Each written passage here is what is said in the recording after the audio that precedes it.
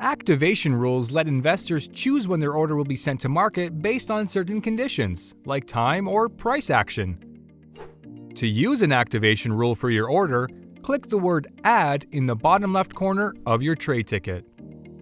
Next, choose if you want to activate the order when at least one or when multiple conditions have been met. Then, enter the symbol, field, comparison operator, and value for the condition. For example, let's say you want the order to activate if the stock's ask price goes above $70. Enter the stock symbol,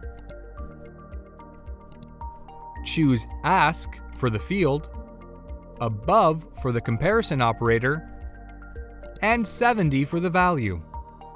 You can add more conditions by clicking Add Condition. Finally, click Add once you're done. In the bottom left corner of your trade ticket, you'll see an indication that an order activation rule has been created.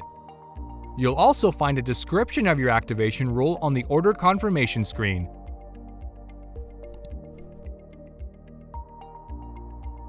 Note that activation rules can't be applied to conditional legs of an advanced order.